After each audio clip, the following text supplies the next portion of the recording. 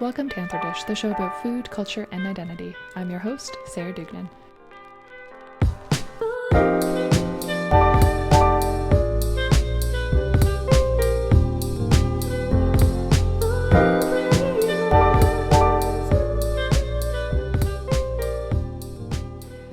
Food can be divisive, and writing about it can take on strong binary thinking. But what gets lost when we look at our eating, growing, and enjoyment of food in such ways? My guest today, Andrea Bennett, explores these themes through their new book, Hearty, on cooking, eating, and growing food for pleasure and subsistence.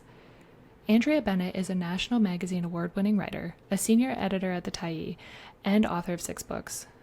The Berry Takes the Shape of the Bloom was one of CBC's picks for 30 Canadian books to read in winter 2024. Points of Interest, co-edited with David Beers, has spent 15 weeks on the BC bestseller list. Their most recent book of essays, Hearty, came out with ECW Press. They are originally from Hamilton, Ontario, but now live on the Northern Sunshine Coast in BC.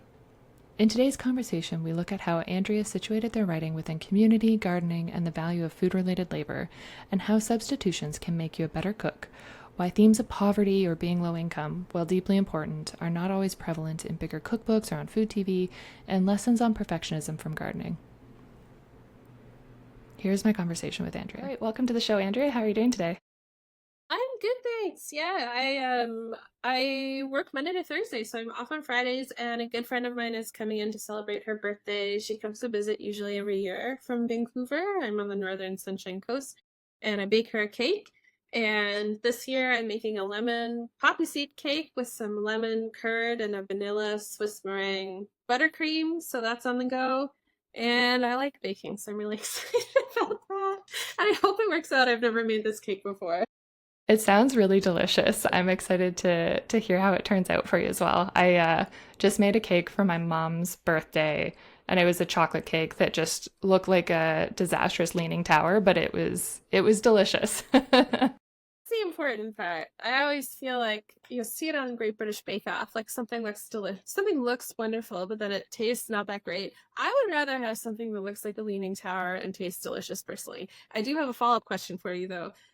What is your favorite chocolate cake recipes are like, so I feel like it's actually one of the hardest cakes to bake, like a really good chocolate cake. What's your go-to? I find the Broma Bakery, I forget her name, Sarah, I forget her last name, but I find her instructions like really easy to follow, and I don't mess them up as much as I mess others. So I think it was called like the greatest or easiest chocolate cake, and it has like a cream cheese frosting. So it looks like Nice. buttercream, but it was like, it held up. It tasted great. Awesome. I like the Smitten Kitchen one, which you might want to check out at some point in Okay. time. It's just the crumb. It's very, very good. But I like Burma Bakery too. She's my go-to for brownies. And Yes. oddly enough, the lemon poppy seed, the cake layers, not the icing, and I made the lemon curd, but the cake layers are a Burma Bakery. Ah, nice. Yeah, I like her stuff. Yeah. Anyway, Me sorry, I got too. us kind of sidetracked on cake. No, it's all good. Now I'm hungry, so good way to go into a conversation. So I wanted to start off by just giving listeners a sense of who you are, where you're coming in from, and a snapshot of the type of work that you do. So let's get. So I live on the Northern Sunshine Coast in Powell River, what's currently known as Powell River. Our community is undergoing a somewhat fraught name change process right now. I was born and raised in just outside of Hamilton, Ontario, and I've sort of lived in a bunch of different places across Canada. Yeah, bit of a restless person. And work-wise, I've been restless too. So I work as a senior editor now for the Tyee. Um, but I've worked as a bike mechanic. I worked in restaurants for about a decade, starting in my teens. Um, yeah, and now I live sort of like for the first time, like a bit of a middle class life here on the Northern Sunshine Coast. I have a house and a garden, and it's nice. I grow food, I make food. I swim in the ocean. It's very chill. That's awesome. I'm at a really lucky point in my life, and I was when I started writing this book also. Yeah, definitely. I think that's a theme that I noticed throughout it is kind of the big transitions in life that you've made. And I know myself, like I'm in Guelph now.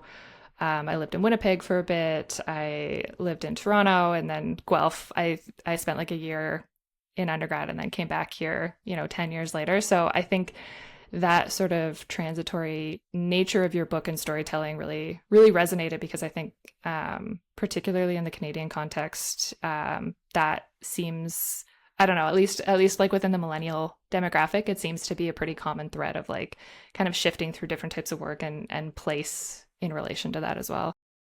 Yeah, generationally, like in broad strokes, all of my grandparents immigrated to Canada. None of them were. My mom was born here, but her parents had immigrated here, mostly from England. I have one grandfather who's from Jamaica, but sort of in search of sort of like a better life, looking to sort of establish a middle class life for themselves. And then, yeah, it skipped a generation. and and then, yeah, I sort of rolled around the country in search of that also. Mm-hmm. Awesome. So I wanted to kind of look at, within Hearty itself, you are balancing these ideas of pleasure and subsistence through cooking and eating. So, what were some of the guiding forces that helped you put together essays that reflected these two elements? Yeah, I guess it's just those are at the basic level the twin strands of food for me. And I think probably on a broader cultural level, those themes resonate as well. And so it was actually sort of a matter of like driving down and figuring out what the microcosms were going to be, like what the essays could be that could reflect that. And I also knew that I wanted to do some deep dives into certain dishes or ingredients. And I knew that I wanted the book to feel a little bit energetic and a little bit fun. And I guess what influenced that was just thinking about the kind of food books that I like reading personally. So I do like a deep dive. I have an essay in the book that is an essay about the carrot, just like carrots. And it's called Consider the Carrot, and that echoes David Foster Wallace's Consider the Lobster, and before him, MFK Fisher's Consider the Oyster. And so I wanted to apply that lens outside of a sea creature area to a vegetable, one that is important to me, for example. And yeah, in another essay, I have a friend who's vegan and she'd never tasted a macaron, and I wanted to make vegan macarons for her. And that essay, Jeffrey Steingarten used to write a column for a long time. He wrote a column, I think it was for Vanity Fair. It was funny, and oftentimes he would obsessively just be trying to recreate a dish he tasted somewhere or something that he really loved. And that's something that I do also. So he has a particular essay about making boudin noir, which is like a blood sausage in France. Yeah. And yeah, somewhat ironically, I applied his sort of approach, his vivacity, hopefully, to making a vegan food item for a friend. It was sort of, yeah, and I did not find, I sought perfection. I did not find perfection in that vegan lemon macaron, but they're tricky. It's like one of the hardest things I've ever tried to bake, to be honest.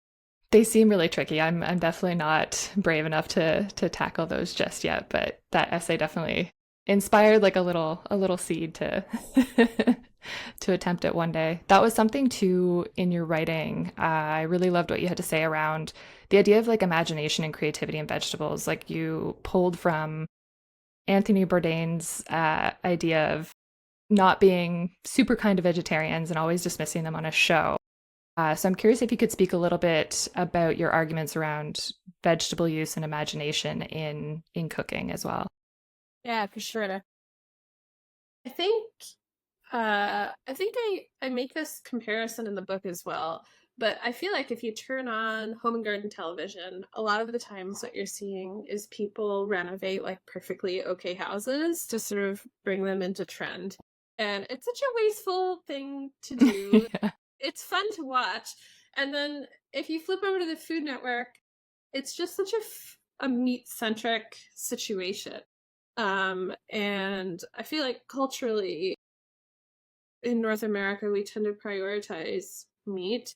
And then when we turn to vegetables, a lot of times they're left at the side of the dish, or they're kind of boring. They're not given the same level of attention. And so it's a self-fulfilling thing to say vegetables are boring. Um, they're not that interesting. If we put the same amount of attention into vegetables, or maybe a little bit more, because you do have Yeah. to sort of think about like how to infuse flavors, because a lot of the time vegetables are missing fat, and that's one thing that meat has that makes it easier to infuse with flavor. But if you put that attention into vegetables, they're actually quite delicious. And it's interesting. The local food movement has been, there's some attention paid to meat and eggs, but it's been so focused on vegetables. If we go to a farmer's market, that's what we see. And so, yeah, bridging that gap between getting beautiful stuff at the farmer's market and making it delicious, which I feel like people do in many, many, many other cultures. Anthony Bourdain talks about Indian food, about Yeah. different kinds of curries and flavors and fresh breads. I got to go to France earlier this summer, and just the the like having fresh produce that's in season, that's grown kind of close to where we live, and really importantly, where farmers are actually being, paid with their worth, and where their knowledge um and their understanding of growing vegetables is prioritized, like where labor Yeah. is valued. We see more delicious peaches, more delicious tomatoes. It's obviously also very climate dependent, so here I might be looking for more delicious broccoli or Brussels Yeah. sprouts. We can grow tomatoes, we do grow tomatoes, but no, yeah, well, it's a bad year for peaches in BC. Anyway, that's a completely different conversation. But I think what you said with the idea of, labor being valued, food being valued, and vegetables being valued was something that really stuck out across the essays in your book, because, as you said, quite often, like, those things are just kind of second fiddle to the, like, lambs and duck roasts and things like that, that arguably, yeah, are easier to make, and that you don't have to, like, put the creativity into the flavor to the same extent.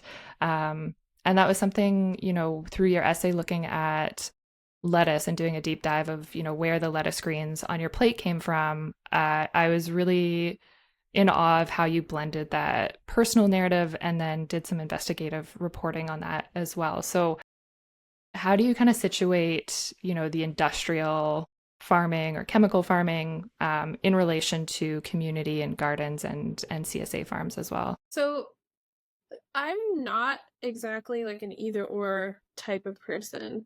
I think that it's really important to recognize the gains that what sometimes called conventional, sometimes called chemical, sometimes called industrial agriculture has. But I think it's important to recognize what that's done for us. In the era before that type of agriculture, famine was definitely something that cropped up. And so some of I don't know if it's fair to call them shortcuts, or we were able to build some buffer into the system, and build some scale into the system, and build some surplus into the system that has obviously been very beneficial for us. But then on the flip side, everything has pros and cons. And so, we've been borrowing from the future a bit, because it's something that is happening under capitalism. That scale thing really got away from us. Yeah. And, in British Columbia, where I live, a significant amount of our calories come from California. And that means they're coming from a place that is experiencing a ton of drought. And that drought is in part being exacerbated by the amount of draw that's coming from the rivers to feed those arid places where our lettuce is growing. And, that farming relies on non-unionized, often migrant labor. So I think I went into that essay, and it's based at a restaurant that is close to my house. And sometimes they have, in the wintertime, out of season here, their greens come from Arizona, California, and through via Cisco, which is just like a very, you've seen the trucks. Everyone's seen the trucks. A huge distributor, massive distributor of food in North America and globally, actually. And in the summertime, they come from a farm where I've had a community share agriculture box where some of my friends work, etc. And so I kind of wanted to do a comparison of like what farm to table means in those two contexts. And I wanted to ask, like, how can we make sure more local food gets to our plate? Is it possible? Would it be possible for us to sort of feed ourselves with local food around here? And then, but I wanted to ask a second question, which is, if a bunch of our calories are going to be coming from California, is there a way to improve what is currently not a terribly functioning system for the workers there and environmentally? And yeah, on the worker side of things, buying produce from unionized farms is one way that you can do that. Either by doing sort of your own research in terms of like looking at a company, whatever is showing up on the package, if you're buying a box of strawberries or a bag of lettuce. Yeah, but it's tricky. I don't have like super great answers to either of those questions. It is my driving curiosity is sort of how do we apply systems level change to food systems?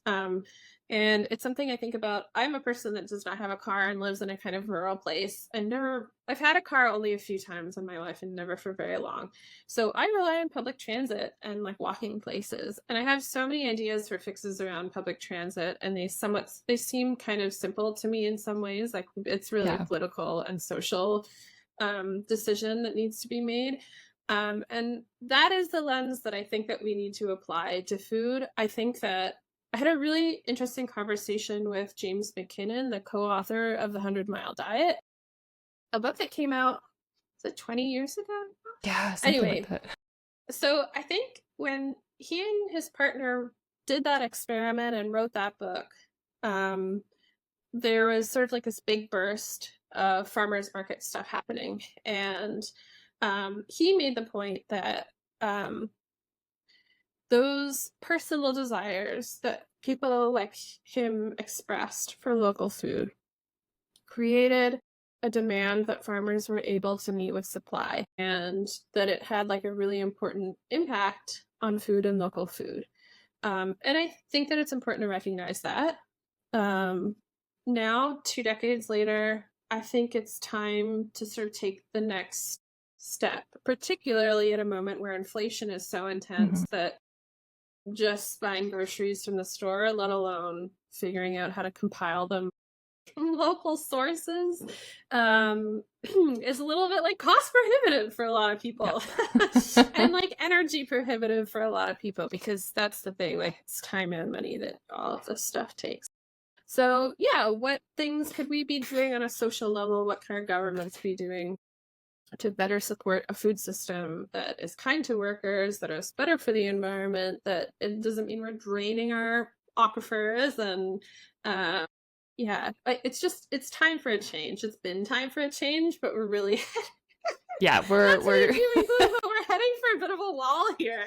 Yep. No, it's very, I think it's very, very felt like on a social level these days. And that's something, well, honestly, something I thought in your book that was really refreshing was like an approach to it that, as you said, like you're not kind of an either or writer. And within it, you really explored class and poverty and being chronically broke in a way that I don't see in food writing in any way, but it very much resonated as someone who also worked in the restaurant industry and, was raising my daughter and working as a host at a restaurant, getting paid like under minimum wage. So I'm curious to get your thoughts on why these sorts of themes don't necessarily get covered in food writing to the extent that you covered them. Yeah, it's possible. There are maybe 2 reasons. One is that I think a lot of the time, even still, the folks who get access to book deals and journalism jobs and etc.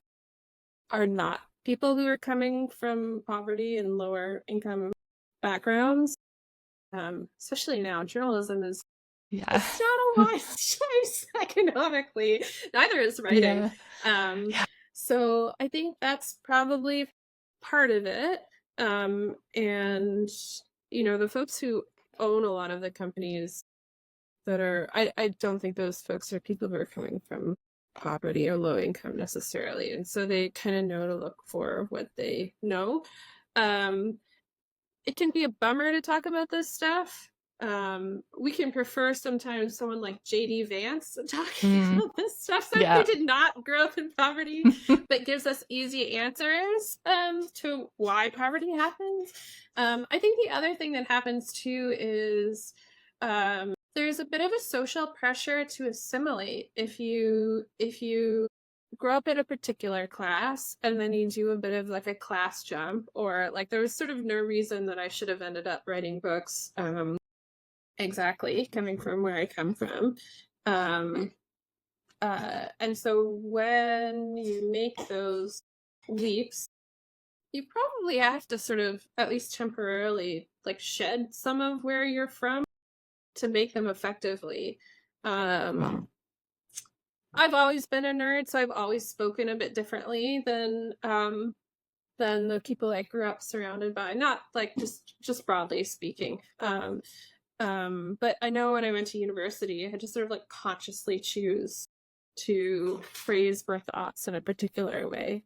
So I don't know. Maybe we shed some of where we're from consciously or unconsciously, or we don't want to talk about it because we want to get the opportunities that I don't know. Yeah, those Yeah. would be like my thoughts. I'd be curious to hear from other people. I also feel like it's probably important to say um like I'm a white person of mostly English ancestry, and so I also feel like sometimes it there's sort of like that same mainstreaming that happens.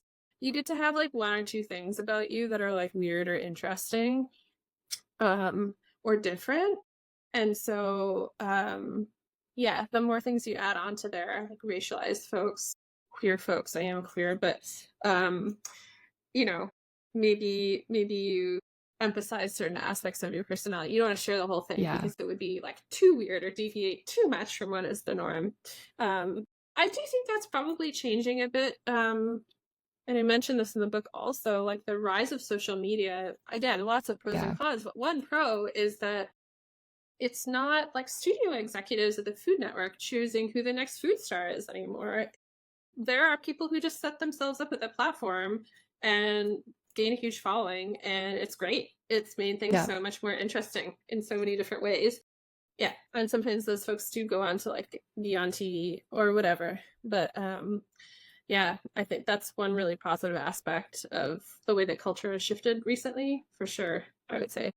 Yeah. Yeah. I agree with you. And I think like the appetite for, more nuanced understandings of people, because regular people have so many complexities in their own identities, and seeing that reflected and not have just it be I'm blanking on like what was it, like Chef Emerald, like I'm thinking of like Food Network in the 90s and how it Yeah, was just Emerald Lagasse. Yeah. that's it, yeah.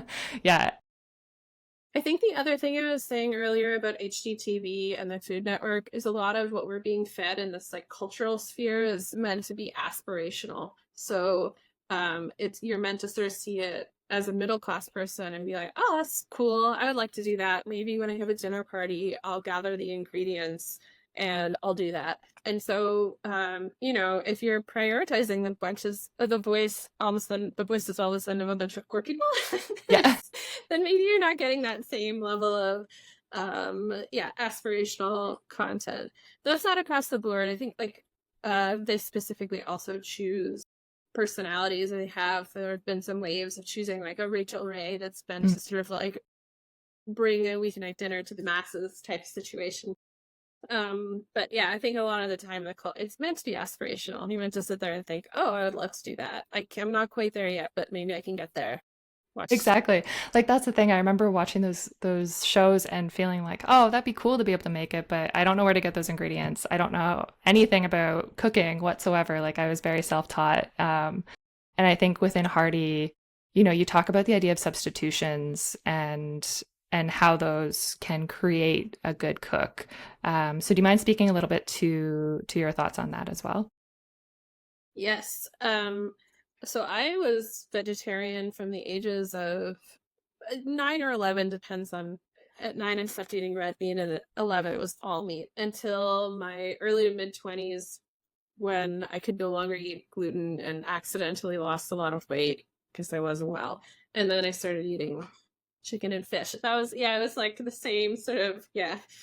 Um, so I don't know how to cook meat all that well. Yeah. And like if I'm cooking meat, I have to follow a recipe, and I'm gonna be like Googling what that cut of meat is or whatever. How to cook a steak.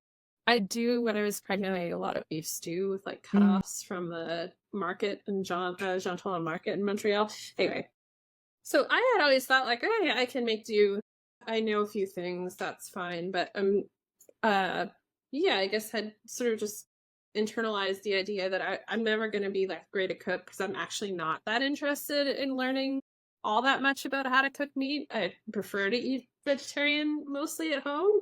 Um and then during the pandemic, Samin Nosrat had like a short run podcast called Home Cooking, and I loved it. It was such a Yeah, it fun was so good. podcast. It was, yeah, it was so good. And listening to her explain how to create ranges of dishes with this stuff you have in your pantry, in your freezer, and like adding in ingredients from the grocery store, that actually kind of made it click for me that I was like definitely a better cook than I had given myself credit for.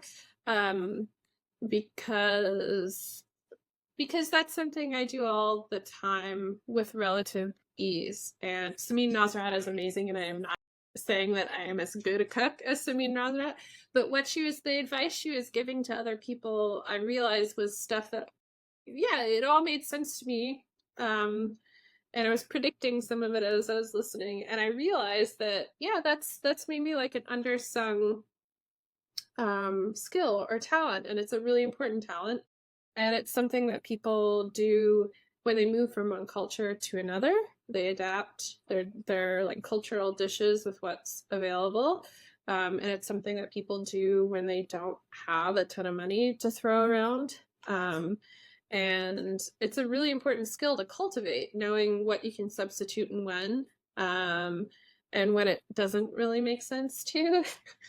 Like baking is such a funny situation because, Yeah. yeah, I mean, so you can really go for a left turn there with a poorly chosen substitution. And so lambasted like cooking notes. Yes. Yeah. Like the comment Um, section. the comment section. The comment Yeah. section. I substituted the eggs for bananas in my pâte à choux, and it did not turn out. This is a terrible recipe. Maybe not bananas in pâte à choux. Anyway, and I say this as someone who did try to make vegan macarons, which are like the main ingredient is egg whites are so important. And so you Yeah. substitute egg whites with chickpea liquid, aquafaba, and those are similar. Yeah. They're not. Anyone that's used There's aquafabas, yeah.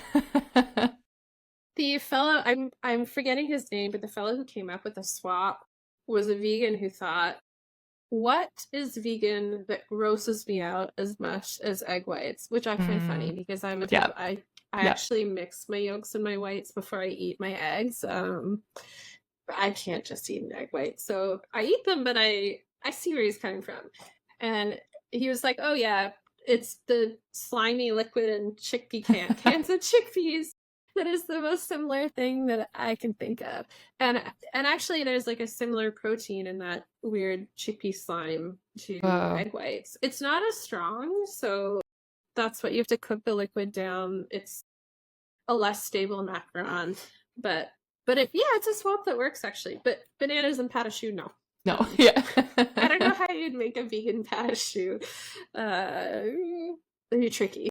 Yeah. Yeah. That would, I feel like you need a lot of like biochemistry knowledge. somewhere to, yeah. Yeah. I love that stuff. I love reading the trials and tribulations of other people who have Yeah. like looked Yeah. into so some of it, I mean, I'm talking about easy substitution, sort of like when you can put carrot in for sweet potato and when you shouldn't, that kind of thing. But I love serious eats, and there are just a few people who get like really nerdy about this stuff. Mhm. And what I like to do is Google and see if I have a question that's rattling around in my brain. I will just Google to see if someone's smarter has already tried it out and if it'll work. And then reluctantly I'll do it myself, run some trials myself if they haven't. But yeah, I'm a bit of a perfectionist, so it saddens me to have to fail like 8 or 9 times before before I get something right. But it Fair. is nice to know it's having some knowledge coming into that sort of like research process can be very helpful. And I feel like I gained a lot of that working in restaurants, kind of in a piecemeal way. And then, yeah, through home experimentation, where often you get a little bit more space and time. You're Yes. granted the space and time to do that experimentation. Yeah. No one's like yelling over your shoulder to get, hands on a dish and Nope. yeah. And you're wasting your own money. You're not. Yep. Yep. It's a different, yeah. So I wanted to talk a little bit about the idea of perfectionism as well, because I know that comes through in some of your essays, particularly around, looking at gardens. And I'm someone who I grew a weed last year. Like I couldn't grow a garden to save my life. I grew a very large weed. And I felt very happy that it was, getting enough sun to be as tall as my daughter. And this year I kind of had like a very low stakes approach to just, we're going to put some seeds in a pot, see what happens. No pressure. So I'm curious if you can share some of the lessons on like perfectionism that you've learned through gardening and through plants in your life as well. Um, so we moved here in January 2019, and it was really the first time for a really long time that I had access to soil and like a garden. I would kind of half-assedly grow some things in pots, and it wouldn't work all that well because actually container gardening is quite a lot trickier than growing in the ground. My partner keeps plants a lot, has always kept plants in apartments, etc. And so he started almost like his own little plant nursery.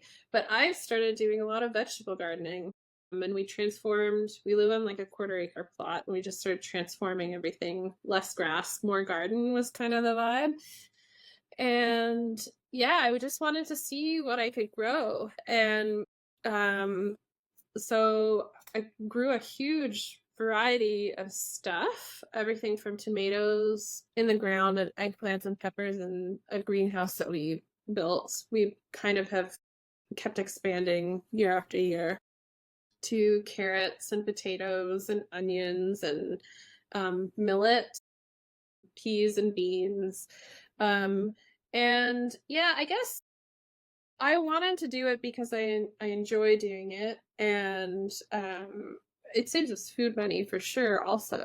And also everything is just a little bit more delicious when it shows up from Yeah. your backyard or from a farm nearby. And personally that's important to me. So it became this like, I guess, yeah, hobby, interest. And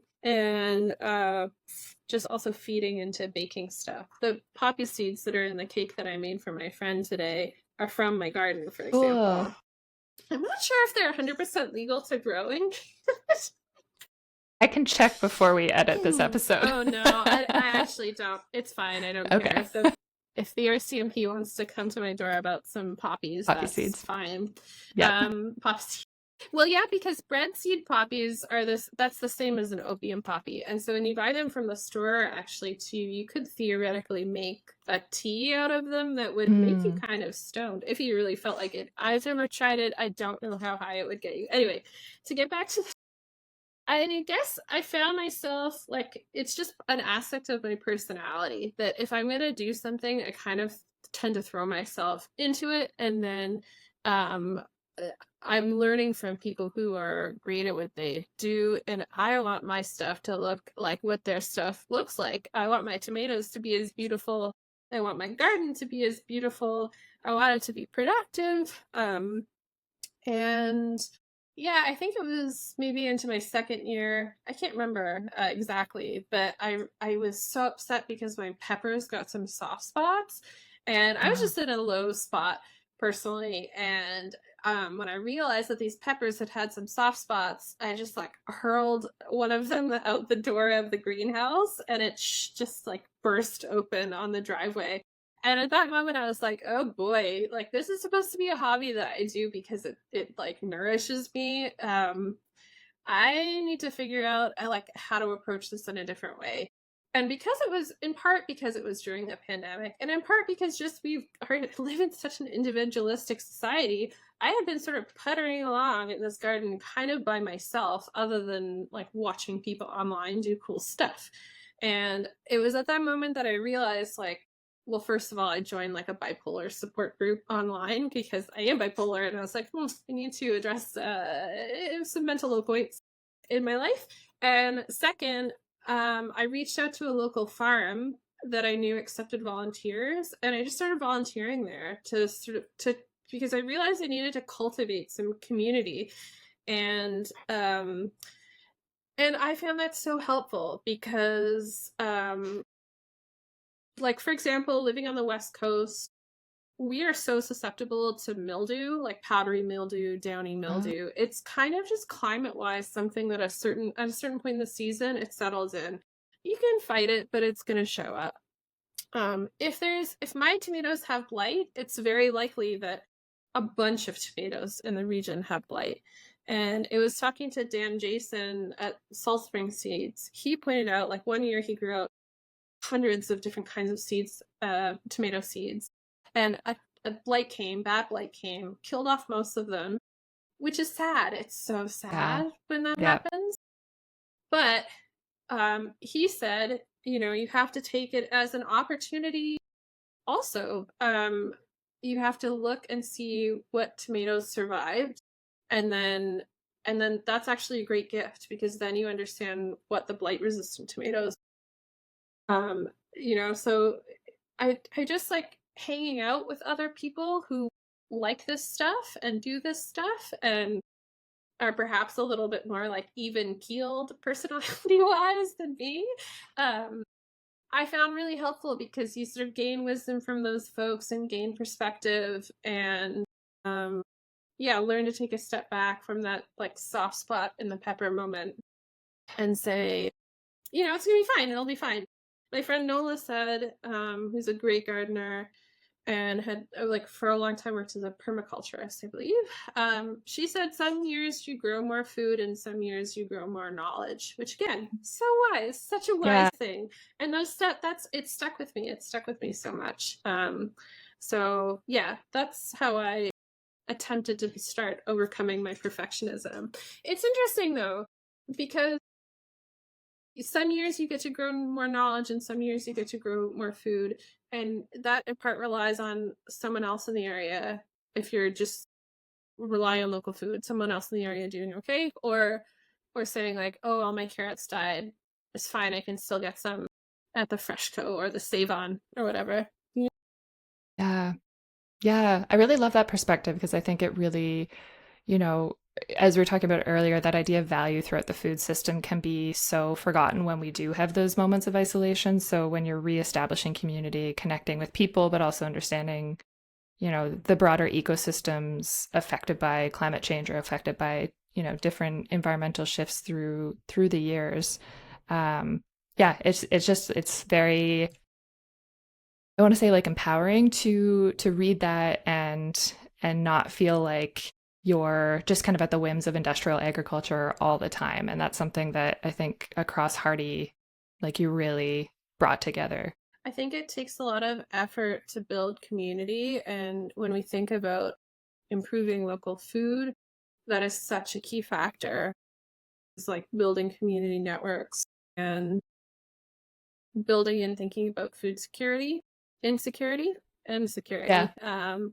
And yeah, not just thinking about the food part of it, thinking about the Yeah. humans that are creating the Yep. food. So key. Well, Andrea, thank you so much for joining. It's been such a pleasure, and I could chat with you all day about food. But do you mind sharing where folks can find your book if they're interested, or follow along on social media if they'd like to learn more about your work? Yes, Hearty is out September 3rd with ECW Press, so you can get it through their website. It'll also be available, I'm hoping, or if you can ask at your local bookstore and they'll bring it in for you. And I'm not on a lot of social media these days exactly because I left Twitter, now Yeah, X. It's too much of a cesspool, so sad. it's bad. But I am still on Instagram, which is blocking Canadian news, but well, and I'm at Andrea K. Bennett, and that's Bennett. And it is mostly like food, gardening, and swimming over there. So Awesome. drop by, say hello, let me know that you're there because you heard about my book. Awesome. Thank you so much, Andrea. Thanks so much. Okay, take care. That was Andrea Bennett. I've linked their social media and their book Hearty in the show notes below if you want to learn more. You can also find all this at our website at anthodish.com under episodes. For more Anthodish, you can find us at anthodish.com or on Twitter, Instagram, or Facebook at Anthodish Podcast. Feel free to drop me a line and let me know what you think about the episode. I always welcome conversations and reflections on what you've been learning from the show. Anthodish is produced in partnership with the American Anthropological Association. Thank you so much for tuning in, and we'll catch you next week.